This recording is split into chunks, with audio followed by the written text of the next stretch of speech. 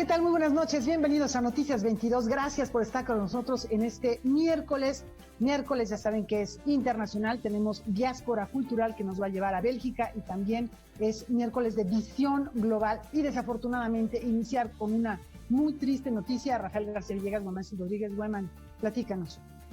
Así es, Laura. Hace unos minutos se dio a conocer el fallecimiento de Paul Leduc, este enorme cineasta, este personaje tan importante para el cine actual. Él presentado películas tan fundamentales como Rid, México Insurgente, Frida, Naturaleza Viva o Cobrador, por mencionar parte breve de su enorme trabajo cinematográfico. Rafael.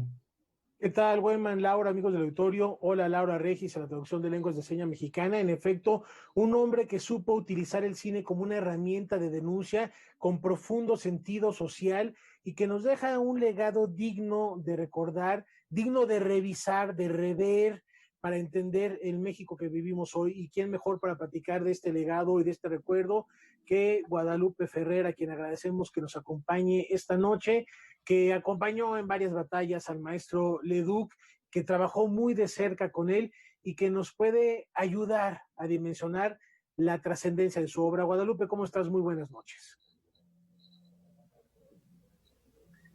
Perdón, Guadalupe, está silenciado tu micrófono. Buenas noches. Ahí estamos. Buenas noches a todos, Laura, Mansi, Rafael, buenas noches. Platícanos, Paul Leduc, este vacío, esta ausencia, ¿qué significa no solo para la cinematografía, ya lo decíamos en general, para la sociedad y para la denuncia en México? Bueno, yo hubiera querido trabajar más con Paul, no tanto como yo hubiera querido, estuve cerca de él, pero sí tengo absolutamente recuerdos entrañables, como seguro la comunidad los tiene, porque Paul es un imprescindible de la historia del cine mexicano. O sea, toda esta parte de los años 70 y luego hasta que hace Cobrador y hasta la fecha, la figura de Paul es una figura importante, es un referente, es un reto. Cuando él se propone hacer la primera película independiente de ficción, Rid, México Insurgente, y consigue además un reconocimiento internacional con ella, y la hacen con un ingenio enorme, junto con su productora Berta Navarro y su grupo de trabajo. Paul demuestra que hay una forma de enfrentar a una industria anquilosada y difícil de romper en ese momento. Entonces, la verdad es que con esa lección, Paul entra con el pie derecho en el cine mexicano. Es un hombre, además, que ya nos entrega cosas, no solo ficciones, sino documentales muy importantes. Yo tengo presente Etnocidio, sí, sobre el mezquital, que es un documental también vital de referencia para nuestra memoria histórica.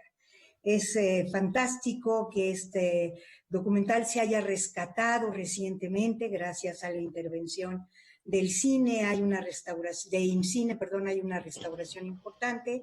Y quiero decirles, por ejemplo, que me gusta mucho que traigas a colación su compromiso social, porque precisamente en el 68, cuando vamos a tener encima las Olimpiadas, ¿no?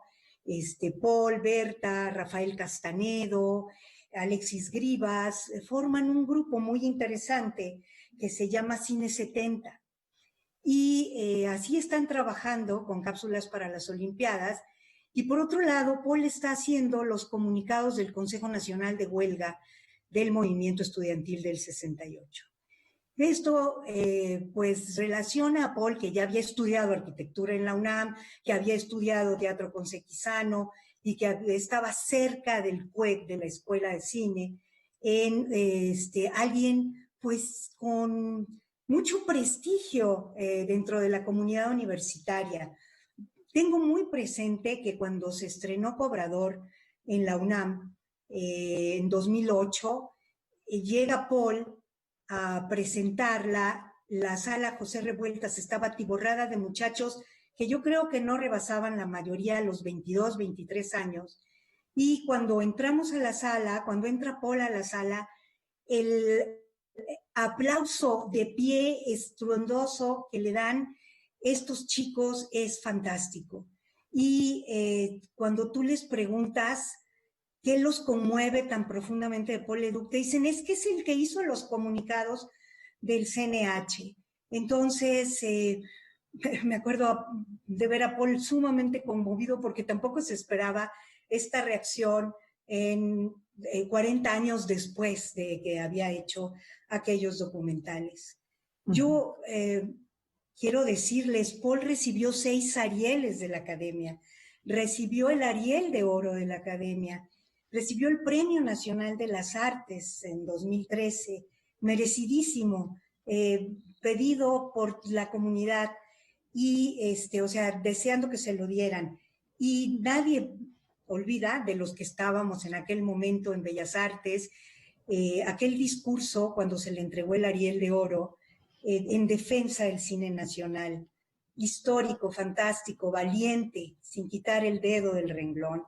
Ese discurso se puede hoy encontrar en las redes, está ahora circulando con motivo de su fallecimiento, que si bien nos entristece mucho, muchísimo, también pues nos hace acordarnos de cosas que él generó, que él llenó de entusiasmo. No sé si lo sepan, no hizo una película de esto, pero hizo un grupo fantástico que se llamó La Farándula, cuando en 2008 se intentó imponer la reforma energética en el gobierno de Calderón.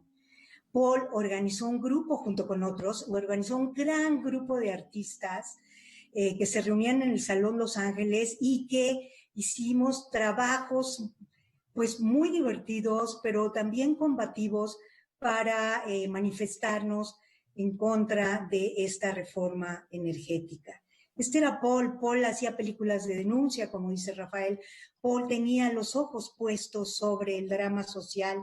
Hay que ver pues sus películas como ¿Cómo ves?, ¿no?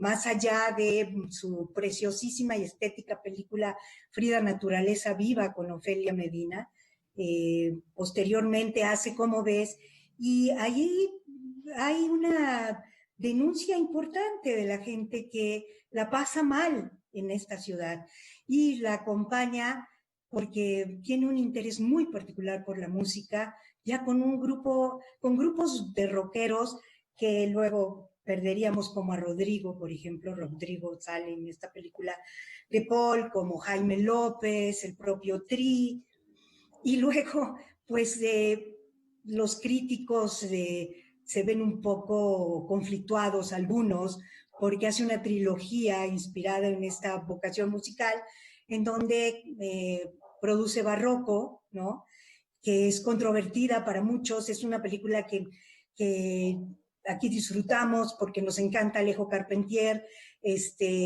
pero otros sentían que qué le estaba pasando a Paul, que estaba incursionando en un mundo difícil, ¿no? Este asunto de la ausencia de diálogos, hace Latino Bar, en fin, yo, ¿qué les puedo decir? Creo que para mí es una suerte que me hayan convocado ustedes hoy a hablar de Paul, pero estoy seguro que cualquier miembro de la comunidad cinematográfica les expresaría el enorme afecto por Paul Leduc. Una gran huella. Una gran huella, en efecto, Guadalupe. ¿Y qué te parece si, a propósito de estos reconocimientos y de esta trascendencia, vemos la semblanza que preparó Julio López para recordar su memoria? Ay, con todo gusto, claro. Vamos a ella. Sí. Hoy, la Academia Mexicana de Artes y Ciencias Cinematográficas otorga esta distinción, el Ariel de Oro, por toda la vida de trabajo de un gran artista, un hombre íntegro, congruente y comprometido con la vida, con nuestro país y con el cine. Paul Leduc.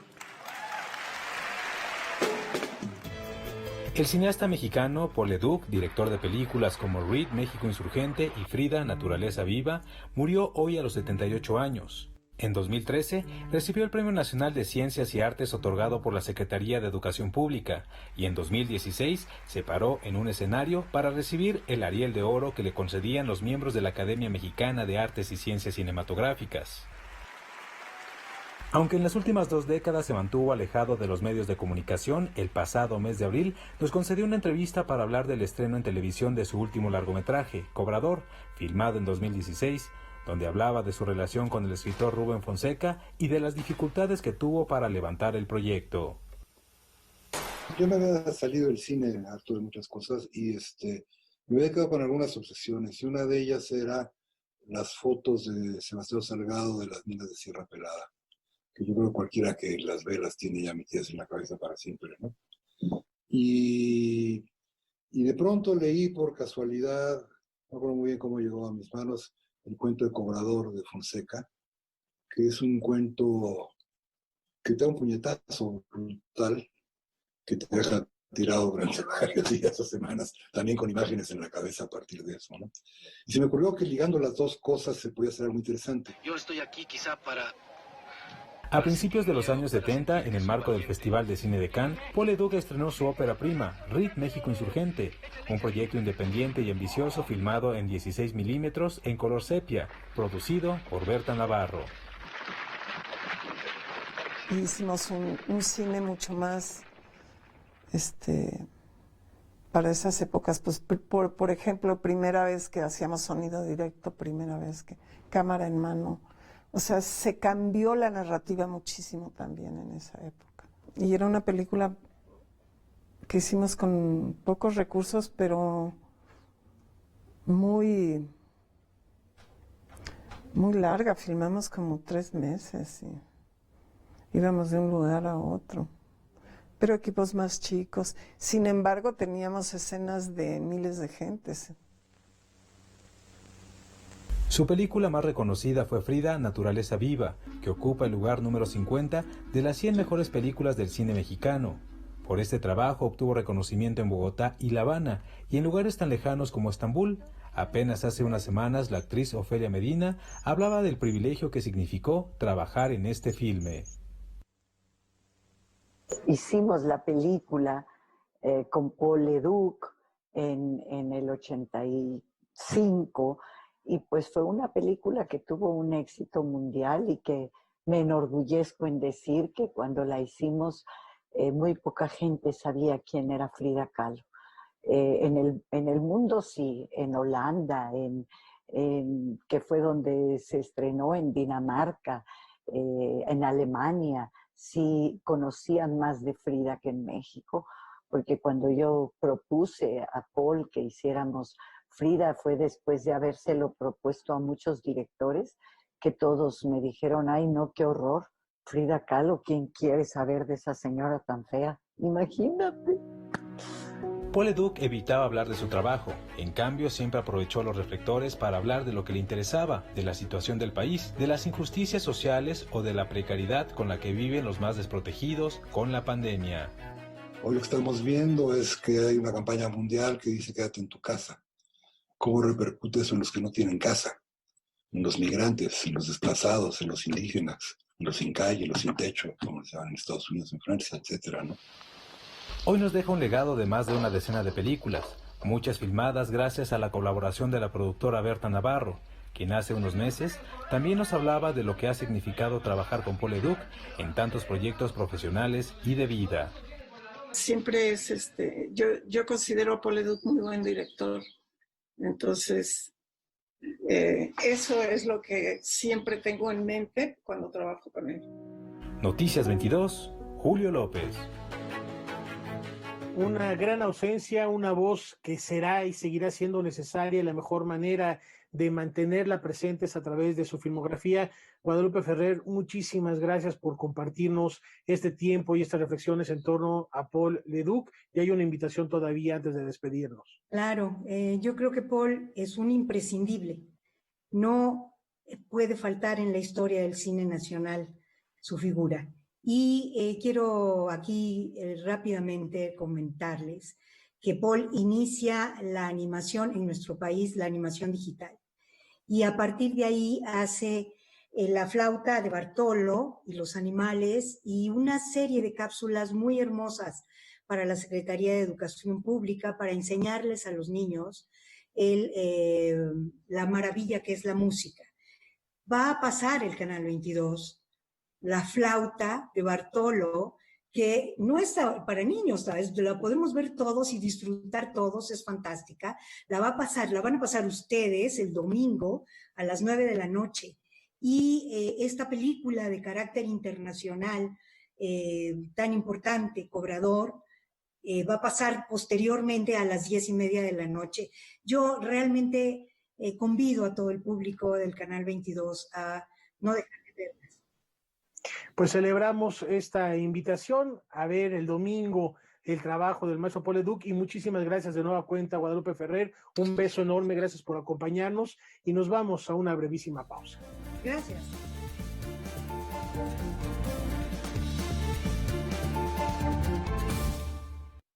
México es un país extraordinario. Tenemos un potencial enorme para hacer un México grande. Unidos, podemos hacerlo todos. Que nadie diga que no es posible. México, hoy más que nunca, tiene que actuar pensando en el mañana. Queremos construir un solo México, donde cada mexicano escriba su propia historia de éxito. A México, nada lo detiene. PRI, el Partido de México. Cuando azul no era el cielo, ni rojas las hormigas, ya éramos tú y yo. Poeta Nayarita, quien se definía como un obrero de las letras. De manera que por eso Octavio Paz dijo que era el mago de la poesía. Premio Nacional de Ciencias y Artes, Alí Chumacero. 10º aniversario luctuoso de Alí Chumacero. Jueves 18:30 horas. Fumaba mucha piedra. Pues no siento nada. Nada más se me olvidan las cosas. Porque no me gusta el tratamiento. No me gusta. Una vez me quiero morir. Me quiero morir. Creo en Dios, sí. Mucho. Le pido por todos los de la calle, por la gente, ¿no? Por mi familia, ¿no? Por mis hijos, que los cuiden mucho. El mundo de las drogas no es un lugar feliz. Busca la línea de la vida, 800-911-2000.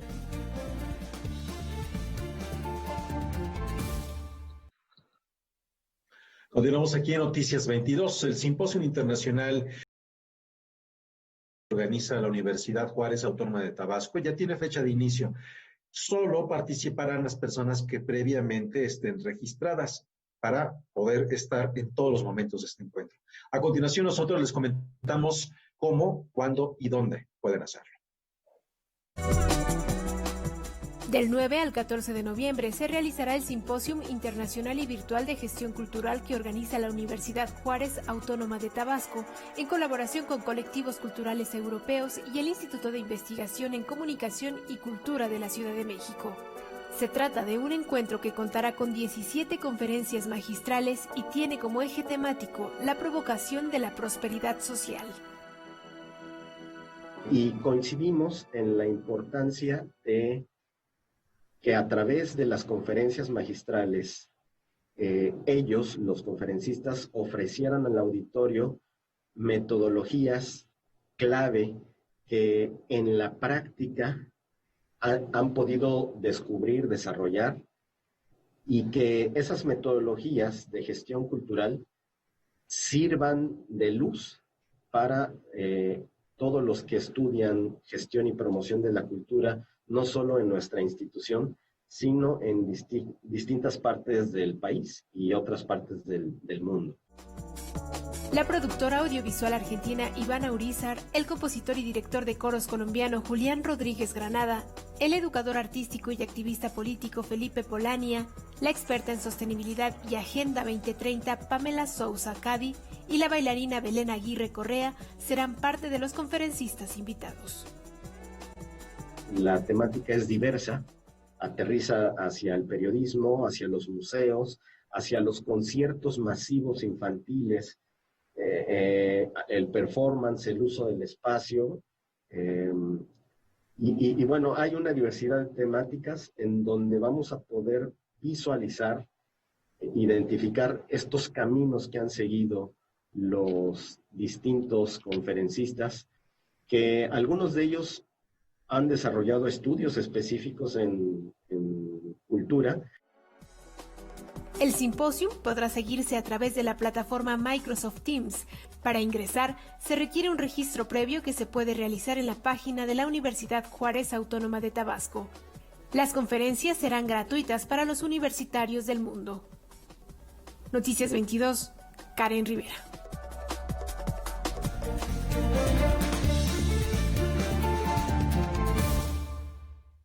Bueno, ya habíamos comentado desde hace un par de semanas que íbamos a platicar con Edgardo Bermejo en torno a las conmemoraciones de Día de Muertos. Y toca el turno a un artista, a un músico que es responsable de un festival. Y esto es en Bruselas, Bélgica. ¿Cómo estás, Edgardo? Qué gusto saludarte. ¿Qué noticias nos traes hoy? Gracias, Laura. Buenas noches. Pero sí, como tú dices, hoy seguimos documentando cómo nuestra diáspora cultural celebra el Día de Muertos, y esto ocurre a lo largo del planeta. Y nos toca además, ya lo adelantamos, ir a Bélgica, un país que no hemos visitado en estos recorridos semanales.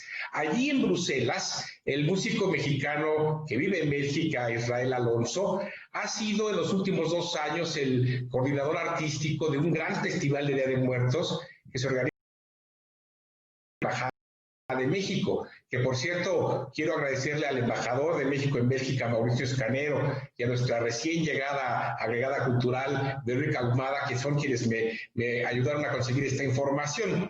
Vamos a ver, antes de continuar, de qué manera, un video que registra de qué manera se celebra o se ha celebrado en los últimos 2 años el Día de Muertos en Bruselas, la capital de Bélgica. Y regresamos.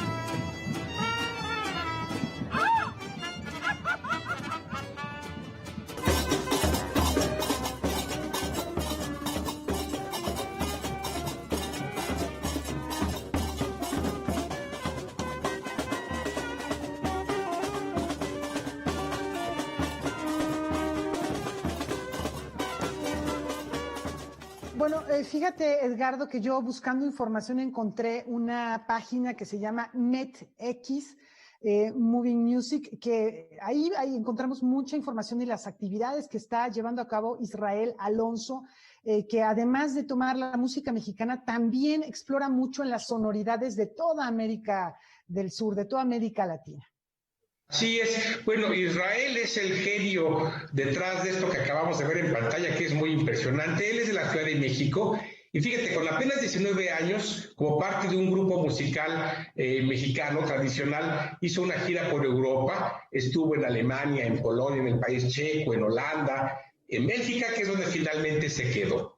Él estudió música en las escuelas de Limba, pero también tiene una muy sólida formación académica. Estudió una maestría en humanidades por la UAM y, bueno, pues recibió la medalla, una medalla al mérito académico por su tesis de maestría. Con todo este bagaje, este joven con 19 años que llega a Europa, bueno, él además, él toca especialmente instrumentos de cuerda, guitarra, guitarrón, vihuela, jarana, pero también ha trabajado con músicos europeos y formó una banda de jazz una banda de jazz con un toque de son jarocho, lo cual te habla de una, digamos, extraordinaria multiculturalidad sonora.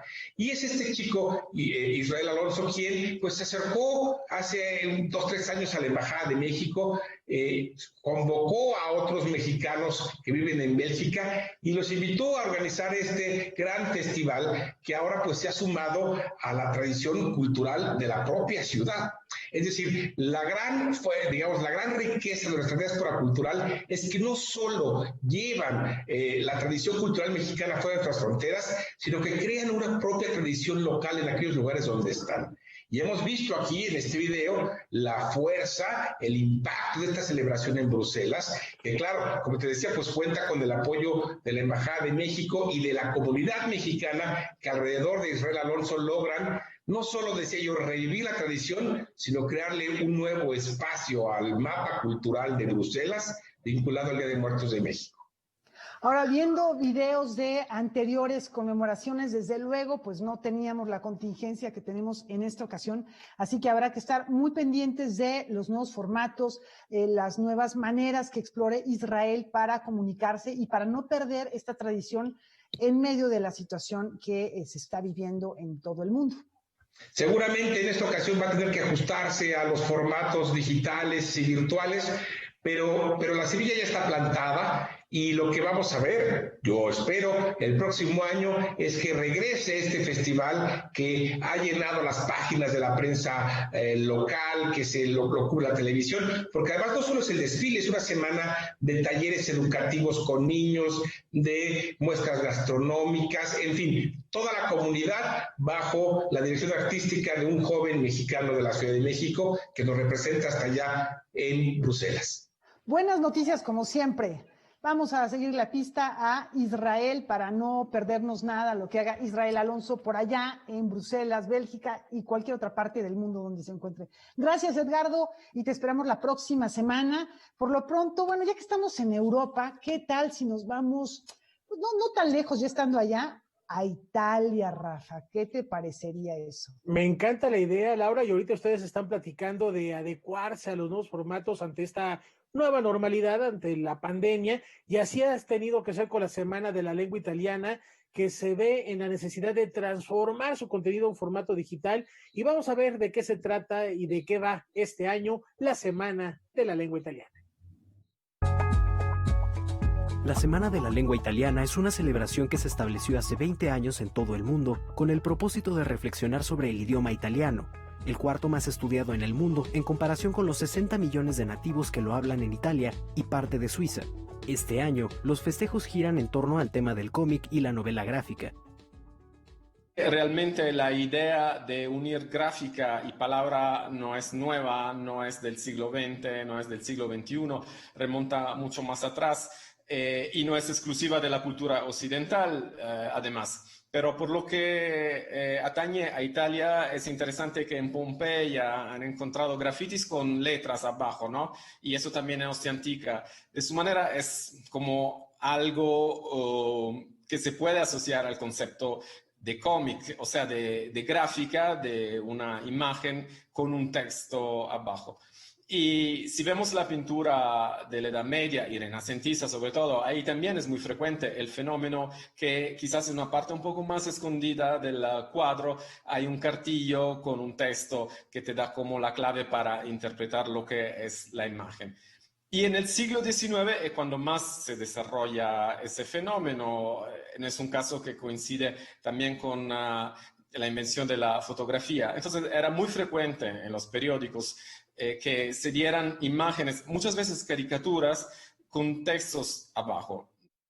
Lo que no se conoce mucho es que Italia, a partir de los años 50, tiene una producción muy importante de cómics y hasta llega a ser el cuarto país por importancia en el mundo por producción y mercado de los cómics, después de Estados Unidos, Japón, Francia. En los años 70, el cómic se convierte en un fenómeno masivo y con el tiempo deriva en la novela gráfica que tiene sus primeros esbozos en la novela del siglo XIX, así como en los tableaux de la ópera. A partir del siglo XX, la novela gráfica en Italia tiene un gran auge con escritores de la talla de Dino Buzzati o Umberto Eco. Hoy en día tenemos una producción muy amplia, son muchísimos autores, no quisiera mencionar uno u otro, porque creo que lo que más es relevante es el fenómeno en sí de grandísima producción. Sí sugiero ir a visitar la exposición que se va a abrir el viernes 23 de octubre en el Museo del Diseño, el MUMEDI, y ahí justamente hay un recorrido de los cómics italianos y hay tablas, hay ejemplos y biografía de los autores, de los clásicos, de los primeros y de los más actuales, que son los que hoy en día son, digamos, los autores que conoce el público italiano y no solo italiano, porque la novela gráfica italiana sigue traduciéndose en varios idiomas. Asimismo, en este festejo de la lengua italiana, habrá conferencias de especialistas como Mirko Tavosanis y Alejandro Patat, así como la premiación del concurso de traducción literaria Me Ilumino de Inmenso. Este año tuvimos un suceso increíble, hubo más de 180 participantes de alrededor de 30 países y pues hubo una ganadora y el jueves hará la ceremonia de premiación que se desarrollará como un diálogo entre 3 poetas y traductores que hablan del desafío y casi de la imposibilidad de traducir la poesía. E negli occhi ricevere il mondo tutto. La exposición sobre los cómics italianos se va a llevar en el Museo del Diseño, en la calle Madero de la Ciudad de México, y es una exposición presencial, una exposición que se puede visitar. El museo cuenta con todas las reglas de seguridad para resguardar la sana distancia entre los visitantes. Y la exposición estará abierta para todo público del 23 de octubre hasta el 6 de enero. Todas las actividades se llevarán a cabo de forma virtual. Para tener acceso, el público puede consultar la página icmexico.esteri.it. Con información y texto de Guadalupe Alonso, Rodrigo Peredo, Noticias 22.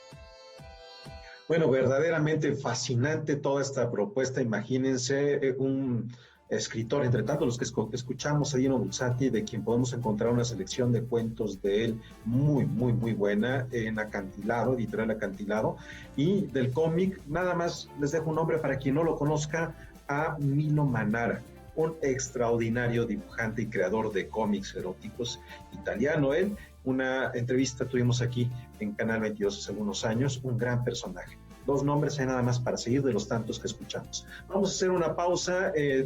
Como cada día les queremos hacer una invitación, terminando Noticias 22, quédese aquí en la señal de Canal 22 para ver Debate 22. El día de hoy va a estar Kimberly Armengol a las 9 de la noche con el profesor investigador de la Universidad de Guadalajara, el doctor Jorge Chabat, para hablar sobre la reciente detención del exsecretario de Defensa Nacional, Salvador Cienfuegos. No se lo pierda hoy en la pantalla de Canal 22, terminando este espacio informativo Noticias 22. Hacemos una pausa y tenemos más al volver.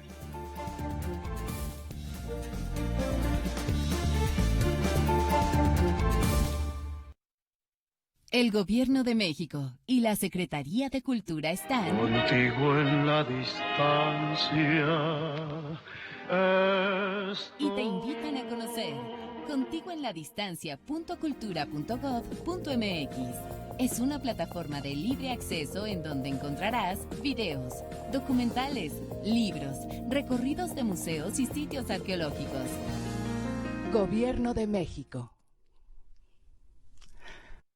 Somos del maíz, el maíz de nuestra tierra, y tenemos que seguirlo cuidando. Tenemos el doble de lo que cosechamos y empezamos a trabajar más con ganas. Si tú lo administras bien, te alcanza para pagarle a 3 o 4 jornaleros, para darles empleo a nuestros compañeros que emigran y se van a otros lugares. Todo el que está adentro debe estar feliz. Alcanzó para ir de compra. México es tu hogar. Hoy tienes más opciones que nunca. Quédate aquí para transformar juntos a México. Gobierno de México.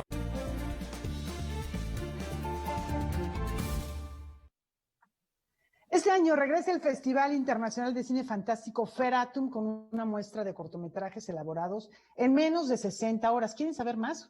Julio López nos dice. Feratum Film Festival se renueva para su 9ª edición. Apenas hace unos días presentaron su nuevo cartel.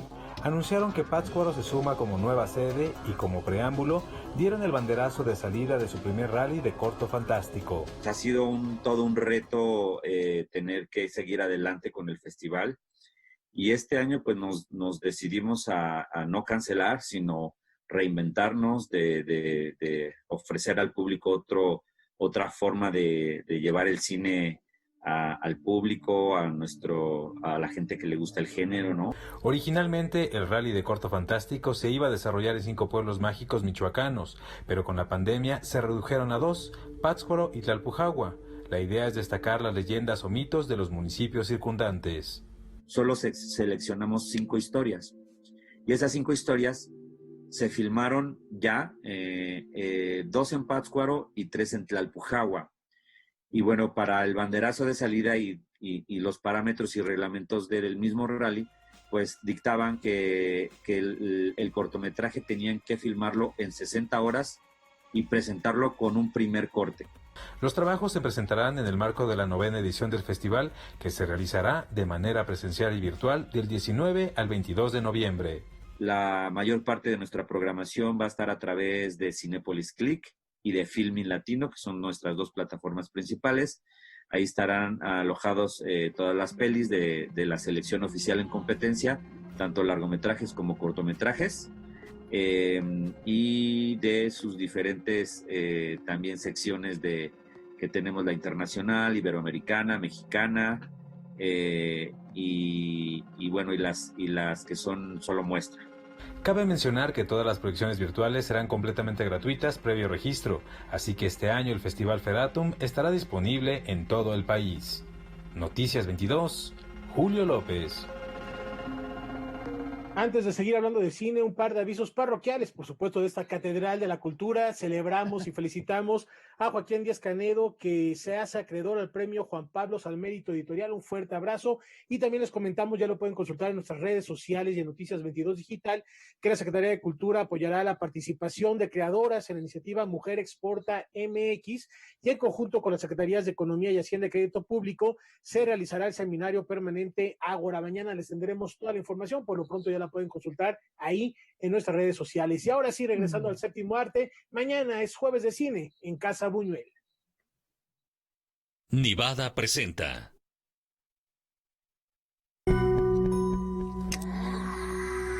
Terror, fantasía y ciencia ficción. En México se producen buenos trabajos, pero muy pocos tienen contacto con el público. Es por eso que este jueves de cine en Casa Buñuel, la escritora Sandra Becerril y los directores Rigoberto Castañeda y Emilio Portes abordarán temas como la distribución de cine de género. El buen cine de terror que recuerda el mexicano es el cine taboada, porque el cine taboada es el que sí llegó a la televisión y es el que un poco se arraigó en el subconsciente colectivo de la gente de mi generación. Pero poco a poco las nuevas generaciones han dejado de ver cine de terror en la tele y lo han encontrado más en el streaming, y en el streaming no está colocado todo el cine de terror mexicano. Ever since the Holy Church was founded, hundreds of believers have announced the Antichrist. No es un secreto que el cine de género es visto con cierto desdén, incluso al interior de la Academia Mexicana de Artes y Ciencias Cinematográficas. Belcebú, de Emilio Portes, sobresalía en las categorías técnicas, pero también en las artísticas. Este año, Joaquín Cosío bien pudo disputar el premio Ariel al mejor actor. Sin embargo, su interpretación pasó de largo. Pasa eso, que gran parte, o el grosso supongo que de la academia, también tiene este rezago cultural sobre el cine de terror en general y sobre nuestra tradición del cine de terror, que es poca, es esporádica, pero es importante y es relevante. Y muchas veces me ha tocado de compañeros que están en la academia que dicen, no, yo es que de terror no veo porque me da miedo, ¿no? Pero entonces es como, no sé qué de repente contestar con eso, porque las películas, pues sí, es de terror, pero el terror no es que sea totalmente terrorífico a veces, ¿no? Y prefieren no verla por no verla, pero es más por un prejuicio que por otra cosa, ¿no? Estos son solo algunos de los temas que abordarán en Jueves de Cine en Casa Buñuel. La sesión se realizará el próximo 22 de octubre a las 18 horas a través del canal de YouTube culturaendirecto.unam. Noticias 22, Julio López. A través de su trabajo literario, Jasmina Barrera reflexiona sobre todos los cambios que sufren las mujeres durante el proceso de gestación y el surgimiento de una nueva vida. Hoy revisaremos a detalle esta nueva obra titulada Línea Negra.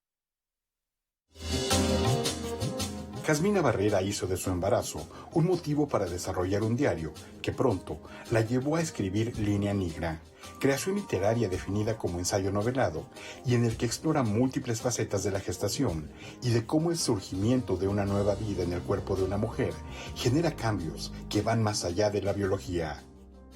El hecho de que durante el embarazo las mujeres se convierten en dos personas a la vez. Esta paradoja rarísima de ser una y dos al mismo tiempo, y cómo además ese es un proceso que también se va transformando, porque al principio, cuando son solo células, pues eres mucho más evidentemente solo tú, y las células se van transformando en un ser que ya de pronto es muy concretamente otra persona. El replanteamiento de vínculos con la pareja, de sus relaciones familiares y sociales, visitas al ginecólogo, búsqueda de nombres para el bebé y hasta el sismo que experimentó durante el embarazo se mezclan con un diálogo literario que el autor establece con una treintena de artistas como Frida Kahlo, Mary Shelley, Margaret Atwood, Tina Modotti y Rosario Castellanos. Además, refiere haber visto documentales que explican el proceso de la vida y se sorprende del apego y estado de alerta de las madres por sus hijos. Cuando se desarrolla este apego entre el infante y el cuidador primario, se enciende, digamos, una parte del cerebro que se llama, creo que la angina, que es donde se alojan las emociones y en particular el miedo. Es una especie de alerta, creo yo, sin entender mucho de lo que estoy hablando, y que yo relaciono con esta sensación permanente entre empatía y miedo, entre empatía y alerta, en el que todo el tiempo estás pensando, se le va a caer el pantalón, no trae amarrada la agujeta, no comió. Línea Negra es una voz latina que describe una línea que se oscurece durante el embarazo. Su contraparte es la línea alba. Es ahí donde se inspira para dar título a su texto.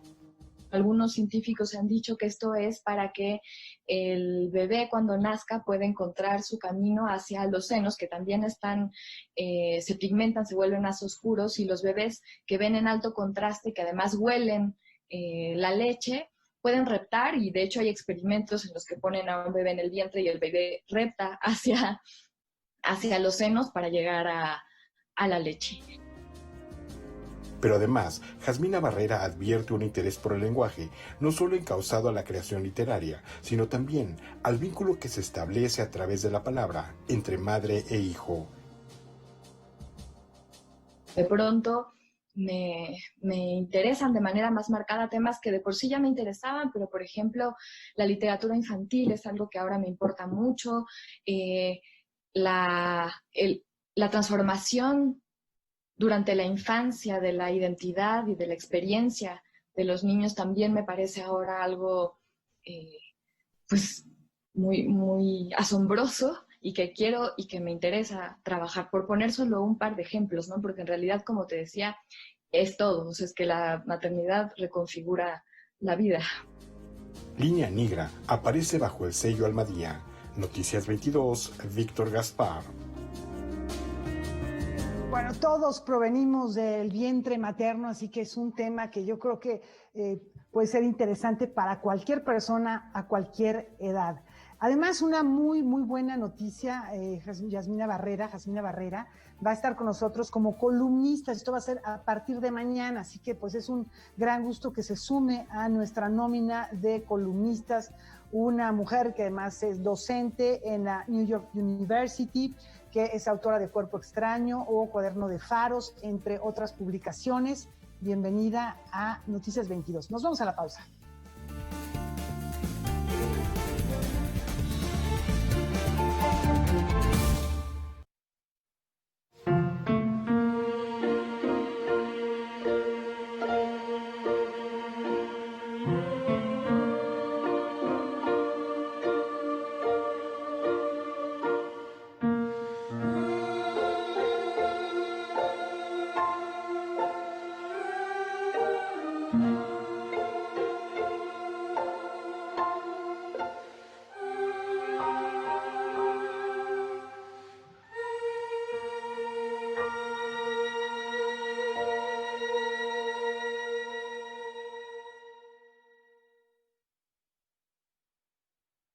Hola, ¿qué tal? Los espero hoy en punto de las 9 de la noche en Debate 22. Vamos a hablar con el doctor Jorge Chabat con relación a la detención del general Salvador Cienfuegos. No se lo pierdan.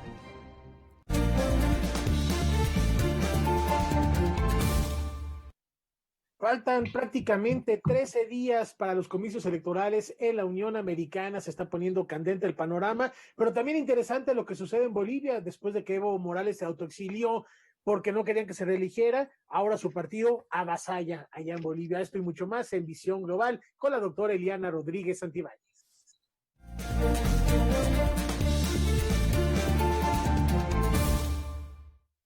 Pues sí, interesantes jornadas electorales a nivel mundial, lo que estamos observando precisamente en Bolivia.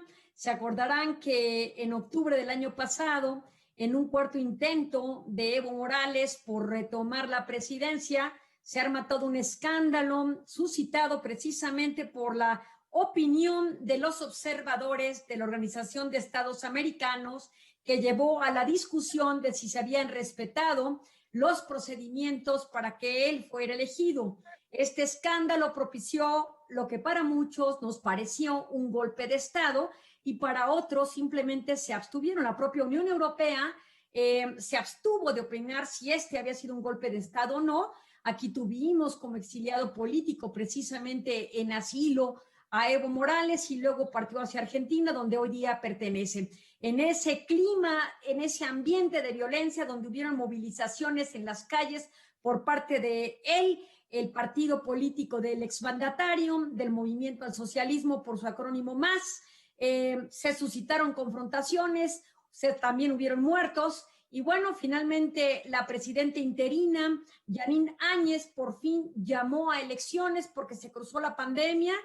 Hay que decirlo, las calles de Bolivia se militarizaron y en un entorno donde parecía que iba a haber otra vez confrontaciones importantes, se lleva una jornada aparentemente en paz. Los propios observadores de la OEA esta vez emiten un voto favorable en el sentido de que se respetaron todos los procesos acorde a la ley y llega hoy día, tienen el recuento es a 7 días para determinar la validez del candidato que llega a la presidencia, pero hasta este momento, cuando ya se ha computado cerca del 90% de votos, prácticamente el 56% le dan ya la ventaja a Luis Arce del partido MAS, que es el partido precisamente de donde salió Evo Morales. Esto vuelve a dar una jornada y una tuerca, una vuelta hacia la izquierda importante. ¿Quién es Luis Arce? Un perfil bastante interesante, también hay que decirlo. Fue ministro de Economía en la época de Evo Morales, pero hay que decirlo, con exitosos resultados, un crecimiento importante para Bolivia. Así es que se esperan grandes cosas por parte de este mandatario, más allá de la opinión política que pueda levantar, si es o no del fin de Evo. La cosa es que él trae una trayectoria bastante importante. Y con esto nos vamos hacia los Estados Unidos. No perdamos de vista que el jueves es el tercer debate presidencial. Recordemos que el segundo iba a ser en un formato a distancia, un formato virtual, que prácticamente Trump no aceptó. Así es que este no se realizó el jueves pasado y ahora nos vamos con el tercer debate en un formato sí presencial, pero donde va a aparecer algo muy interesante, que es quien va a presidir o va a controlar el debate que va a transmitirse durante 90 minutos en 6 segmentos de 15 minutos. donde los presidentes, el presidente y su contraparte, el candidato Biden, van a poder tener 2 minutos al inicio de cada segmento, donde ellos solamente presentarán sus propias ideas sin interrupción del otro contrincante o del otro candidato a la presidencia. Así es que les van a apagar el micrófono. Imagínense eso, que le den mute a Trump. Va a ser interesante ver cómo puede controlar esta capacidad tan elocuente que él tiene, tan avasalladora a veces con sus oponentes. Así es que mañana lo estaremos observando en el último debate, ya en una recta a 13 días de que el 3 de noviembre sean las elecciones en los Estados Unidos. Estados importantes de observar van a ser Arizona y Florida, donde tienen un buen número de electores. Recordemos que el 3 de noviembre no se cuenta el voto popular como lo conocemos nosotros de manera directa, ese mismo voto que ocurre con los representantes y los gobernadores, pero no en las presidenciales. En las presidenciales lo que se vota son, los partidos eligen electores por estado y los ciudadanos votan por esos electores. Esos electores suman o dan su voto al candidato que se propone, que puede ser precisamente Trump o que puede ser Biden u otros de otros partidos. Hemos sabido desde Maurice Duverger y partidos políticos que con estos bipartidismo lo que observamos es una tendencia muy clara a que estos sean los oponentes y no otros candidatos que puedan ser independientes. Hay que decirlo.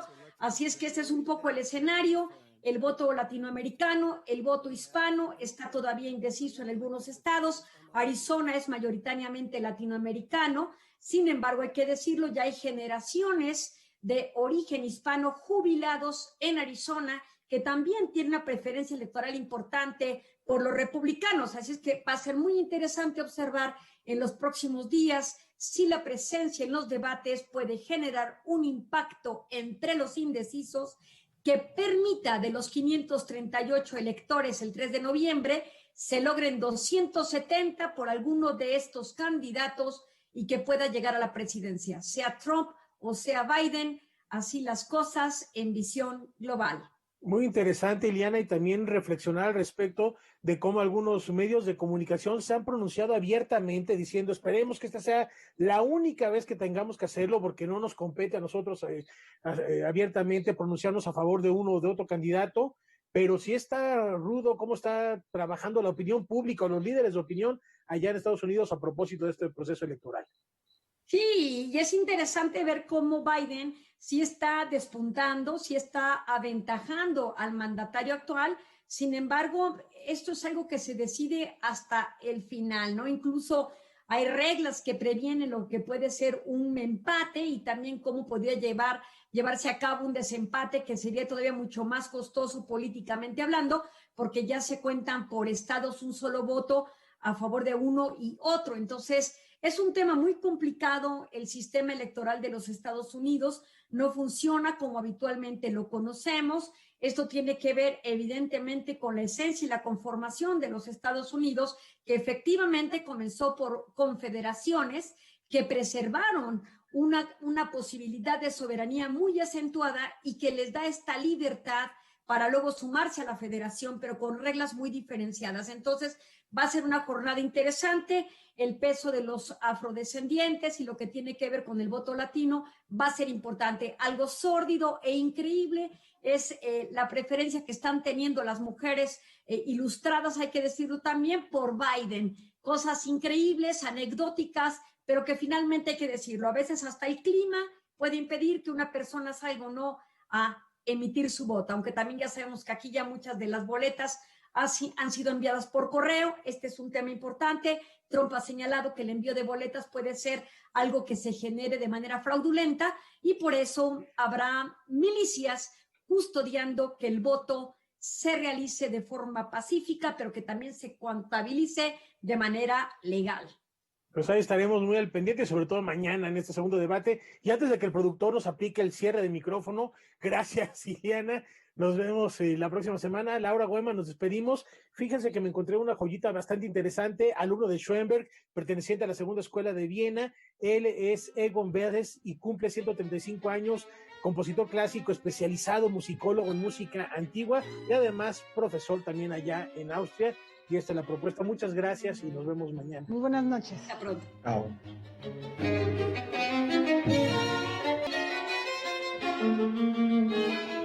Thank you.